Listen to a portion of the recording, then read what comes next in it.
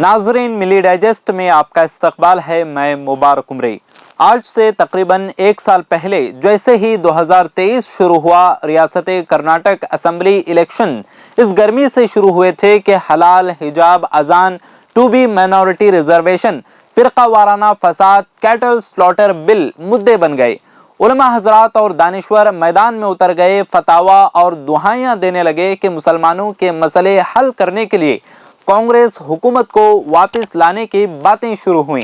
उन फतावा और दुआइयों का ये नतीजा हुआ कि रियासत के 88% से ज्यादा मुसलमानों ने कांग्रेस को वोट दिया। कांग्रेस की हुकूमत बनी। अक्सरियत को उम्मीद थी कि जिन मुद्दों पर इलेक्शन लड़े गए वो सॉल्व हो जाएंगे, मगर आज तक कोई भी मुद्दे या मसले सॉल्व नहीं किए गए। ऐसा लगता है कि कांग्रेस हुकूमत आरएसएस चला रही है। To be reservation Supreme Court में वहीं का वहीं है, हिजाब का मसला वहां का वहां है।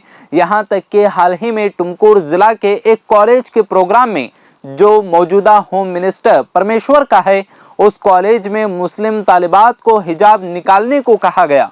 फिरका वाराना फसाद आज भी जारी है। गंगावती में एक नाबीना बुजुर्ग को मजहब के नाम पर पीटा गया और हुकूमत चुप रही। रायचूर में मसला हुआ, हुकूमत खामोश रही। कुरैशी नौजवानों को पीटा गया मगर हुकूमत खामोश। सिंधनूर में मुस्लिम नौजवानों को पीटा गया और हुकूमत खामोश।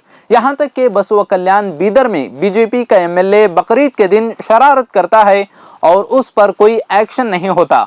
कहाँ है रहीम खान और ईश्वर खंडरे? सिर्फ इतना ही नहीं, और सुनिए, एक भी मुस्लिम को किसी भी यूनिवर्सिटी का वाइस चांसलर नहीं बनाती ये हुकूमत। लगता है कि सिद्धरामैया की मुस्लिम चाहत इलेक्शन के साथ ही खत्म हो गई। 66 गवर्नमेंट हॉस्पिटल और मेडिकल इंस्टीट्यूशन में कम से कम 5 मुस्लिम डायरेक्टर्स को डीन या डायरेक्टर बनाने का मुतालबा पूरा नहीं होता। माइनॉरिटी स्कॉलरशिप दिसंबर आ गया मगर बच्चे इस स्कॉलरशिप से महरूम नजर आ रहे हैं। मुसलमानों के नाम से बेंगलुरु के स्कूल्स को ईमेल भेजा जाता है और रियासती हुकूमत उस अफवाह की वजाहत नहीं करती। उलमा तनतनाते हुए चीफ मिनिस्टर को अपने घर पर बुलाते हैं लेकिन उन मसलों पे बात नहीं करते। क्या मुसलमानों की हालत उन्हें नजर नहीं आती? इलेक्शन खत्म और उलमा हजम। कहाँ है मौलाना तनवीर पीरा हाशमी? कहाँ है जमीयत उलमा हिंद? कहाँ है महाज? कुछ शक नहीं कि उन लोगों ने सियासी तौर पर उम्मत को गिरवी रख दिया है। कुछ तो शर्म करो, थोड़ी हिम्मत पैदा करो, मुद्दे ही करने की बात करो। या फिर ये कि आप लोग कांग्रेस पार्टी के लिए वोटों की दलाली तक ही महदूद हो। हिकमत और मसलहत की आड़ मत लो। ये मत बोलो कि मुस्लिम मुद्दों के बारे में बात करने से पोलराइजेशन हो जाएगा। ये दोगलापन बंद होना चाहिए। इलेक्शन के तरीकों में जमीर अहमद खान को खुलेआम कांग्रेस का मिनिस्टर बनाएं, स्पीकर बनाएं, पॉलिटिकल सेक्रेटरी बनाएं तो पोलराइजेशन नहीं होगा। लेकिन बच्चों के स्कॉलरशिप की बात की जाए तो पोलराइजेशन होगा। ये कैसा दोगलापन है?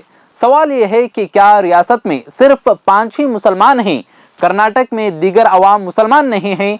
पहले हिकमत की आड़ में कहा गया कि यूपी का इलेक्शन है, चुप रहो। फिर तेलंगाना के इलेक्शन के नाम पे खामोश रहने की हिकमत, और अब पार्लियामेंट इलेक्शन का बहाना बनाकर खामोश रहने की बात कही जा रही है। यहाँ पर सवाल यह है कि इस सब से आखिर क्या साबित होता है? इसका सीधा सा जवाब यह है कि अगर रियासती हुकूमत मुसलमानों के मसाइल के हल का संजीदा इरादा रखती है तो कुछ शक नहीं कि उनको पूरा किया जाए।